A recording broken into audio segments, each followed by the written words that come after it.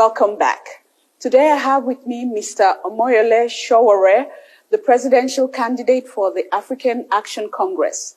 You're welcome, sir, to the spotlight. Thank you for bringing me. You have been in the news lately and blowing up the social media space currently with the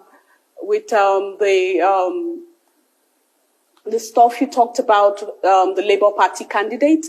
That has caused a lot of waves in the social media space. Just trying to get your feel of that. Some people have said that it's more or less like sour grapes, that you just hit out at him because you feel like the youth movement should have been with you rather than on the other side of the divide. What do you say to that? Well, that's completely incorrect. In election seasons, you sell your manifestos, you sell your ideas, you sell your personality, and you also critique your opponents. That's how it is done world over. So I have no reason to feel that it's sour grapes. If I win the election, I'll be presiding over Nigeria, and I will preside over those who agree with me and those who disagree and those who might criticize me. I find it a bit awkward or odd that people who know who I am criticize military and civilian leaders, criticize people in the public sector and the private sector, would think that I will keep quiet over any issue. I talk about issues that affect me, I talk about issues that don't affect me. It's within my rights.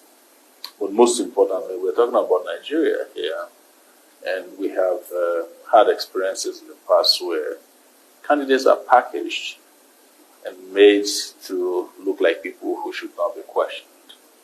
If this time around you see that happening, you have a duty to raise your voice. I have spent my entire life promoting freedom of speech.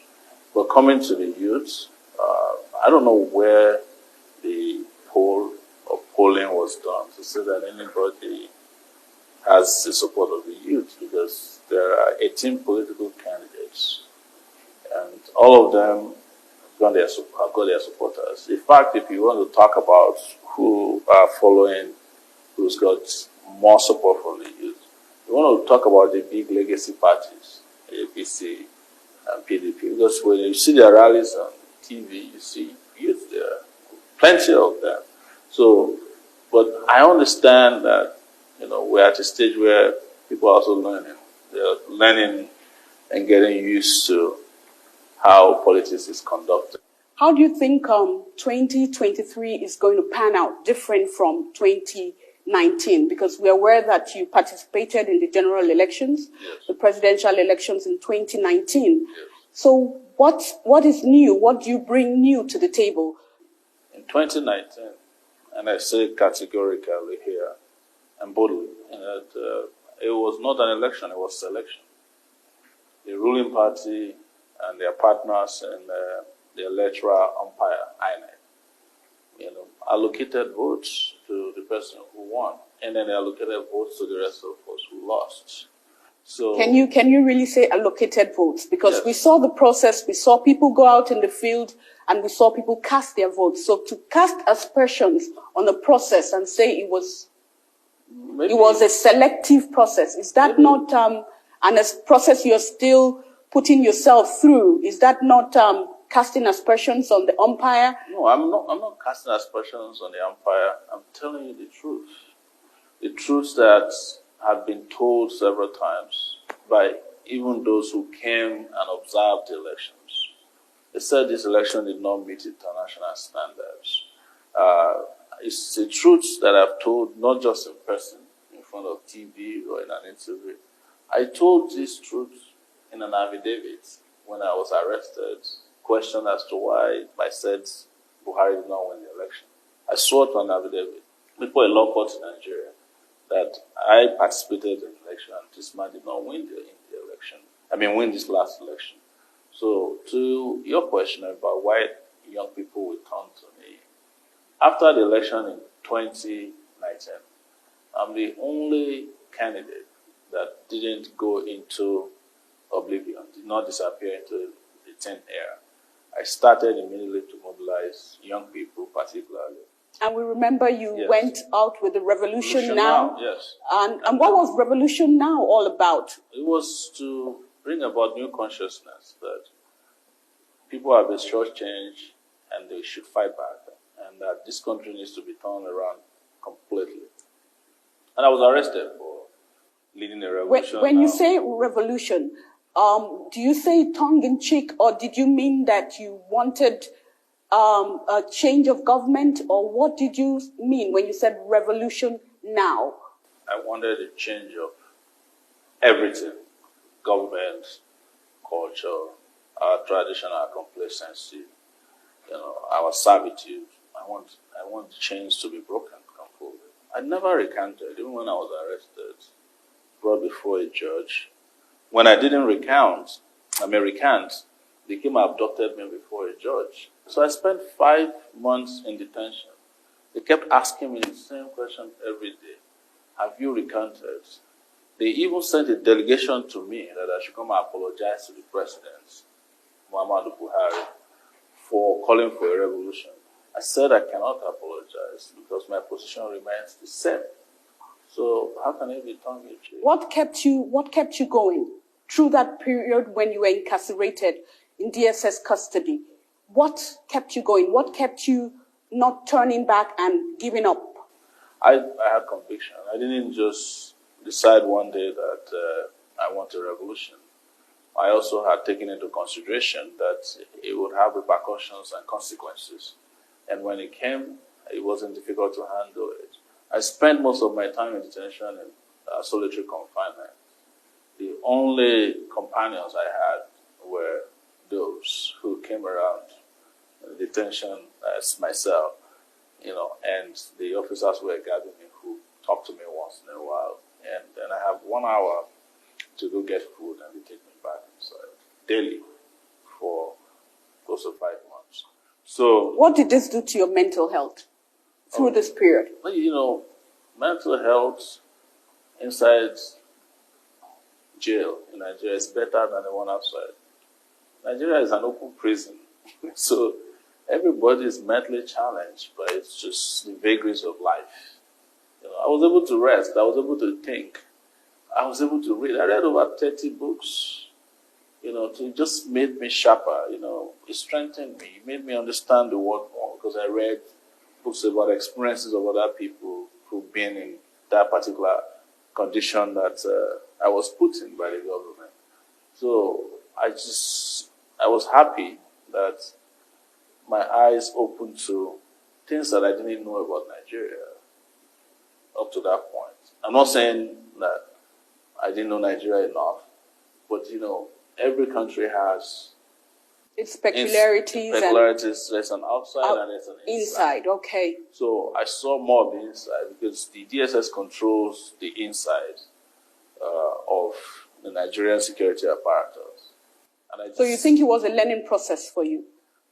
Nobody stops learning, but it wasn't a learning process as one you would have willingly submitted yourself to.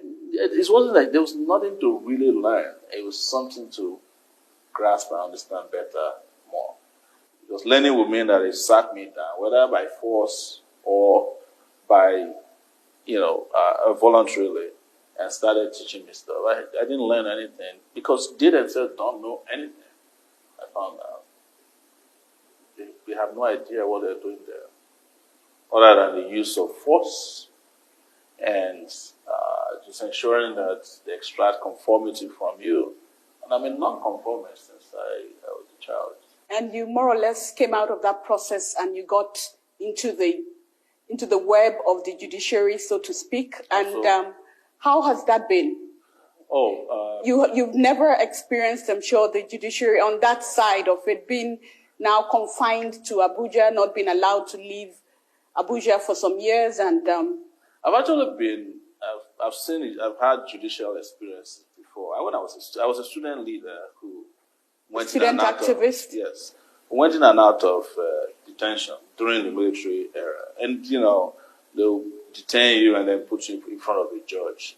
Mostly magistrates across Nigeria. But this one, I had to go through quite a number of judicial processes that also opened my eyes to, the issue of justice in the country, judicial justice, and the lack of it. Beside that, apart from the government coming after me, there were a lot of cases that were filed against me, a lot of civil cases. There were also attempts to reinstate some cases, then they recruited individuals to also start filing both civil and criminal cases against. As of a week ago, I was before another judge in Abuja. They were trying to charge me for an offense I had no idea how it came about. Some billionaire, or so-called billionaire, got me arrested and said Sahara reporters wrote a story against them and that they thought I was involved in it. And they were trying to charge me for cyber stalking. Has this more or less taken your eye off the ball of creating awareness since 2019 up until now, when you would have really been, say, building your structures, so to speak, in preparation for 2023? Has this more or less distracted you, all your judicial cases that you've had to go through and been confined to the city of Abuja and not being able to reach out to the interiors of Nigeria? You know how big Nigeria is, the landmass, the population, being able to create awareness for AAC and get people to know that there's a party like this, to send your message right down, because we hear about structure, and structure really is about people, and as well as having representatives in all the polling units, more or less, or in the local governments, in all the little nooks and crannies of the country. No. In fact, this last 3 years has been one of my best in organizing. I organized Revolution now in 2019. I remember it happened 2 days after I was arrested. The protests went ahead. After that, I started organizing other protests, organizing around social justice issues. I was part of major organizers that started NSAS. So each of these protest movements that emerged really throughout that period, they created their own structures. The consciousness that they are seeing now started because some people, mostly myself and my team members, started challenging the status quo. And some of the youths who were afraid finally discovered that, oh no, you can go out there and challenge government. And that was what brought about Nigeria's most powerful social upheaval of all times, known as NSAS, which was mistaken at the beginning for some anti-police brutality protests. No, it was a dynamic response to the rot in the system. Had that social upheaval been better managed, it would have led to the revolution I was calling for. But even though it did not happen in form of a physical revolution, you can tell now that all of the consciousness we are saying about we don't want these old people and all that came from that process. So a lot of structures were created. A lot of familiarity were made with the grassroots. People keep saying Nigeria is big. Nigeria is not even as big as Alaska, which is one state in the U.S. Nigeria is 75% of, Texas, the state of Texas, 75% of Nigeria. Nigeria is just twice the size of California. But it's the biggest, most populous black nation. Population, yes. On earth. Land size, Nigeria is not as big as Congo. So I am just saying that don't let us exaggerate beyond proportion a problem that is not as big as it is. But there is a saying that, if you have no fingers, right, handling a cup of milk becomes a problem. So it is just what it is. That period of 3 years being restricted to this approach, I participated in every protest. I even organized what we call Buhari Must Go at the time, that spread to churches, mosques. So we were building and we kept building. social consciousness. We kept building soldiers that could confront the oppressive system, because we haven't had this back since the days of military rule, as you know.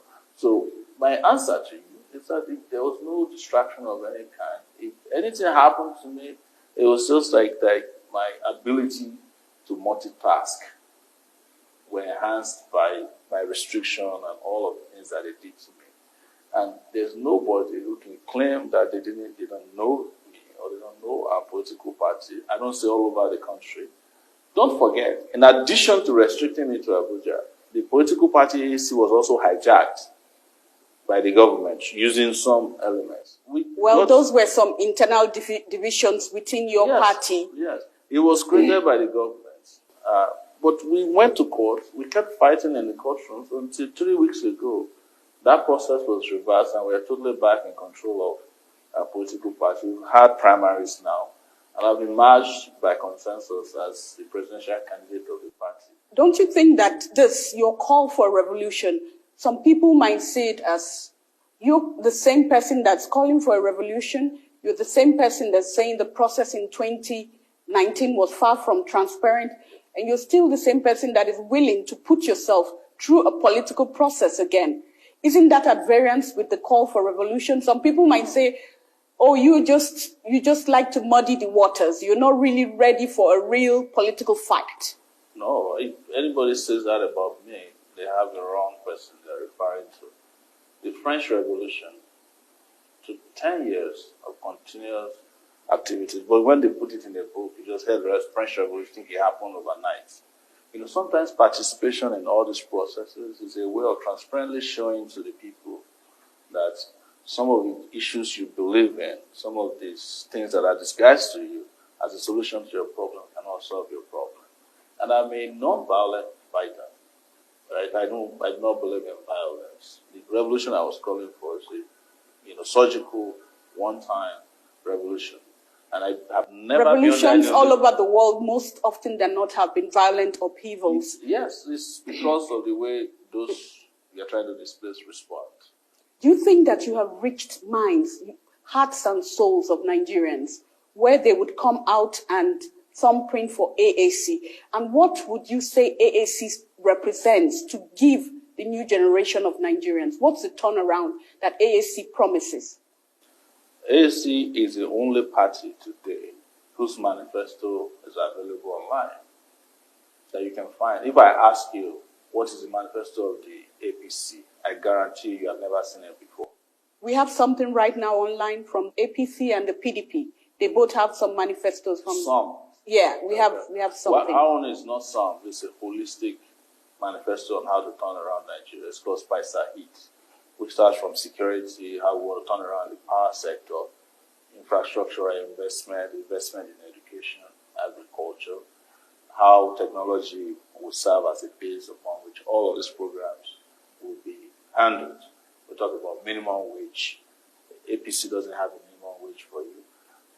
PDP doesn't have a minimum wage for you. We talk about the number. We've broken it down to the number of gallons of water that can service this country on a daily basis. How do you intend to deal with security? You don't have a security background, and people feel that it would take having a security background or somebody that has been in an executive capacity to be able to handle security. And we know what's happening in the country right now. From north to south to east to west, insecurity has more or less ravaged every sector of the country. You know the contradiction, the question you're asking, that the man who was a major general in the army is running the worst security era in the history of Nigeria, apart from the Civil War. So what is the same background? What does the security background has to do with it? And it is because people have a narrow understanding of security. They think that security is about carrying guns around and asking soldiers to beat up people or asking police to chase down. But you must agree that he was not the one that started off with the insecurity in the Northwest. He did meet the insecurity when he came into power. So he met the insecurity in the Northwest, Northeast. Yes. He added banditry in the Northwest, kidnappers in the South or everywhere. He added armed robbers to it. He now added headsmen to it. So you met one and you added 4. Who do I blame for that? The man who is in executive capacity of dealing with security. So the reason I'm trying to explain to you that security is way more than just the physical security. There's issue of social and economic security. There's homeland security. These days, there's cyber security. These guys you are mentioning don't have an idea of how these things work or interact to protect a country.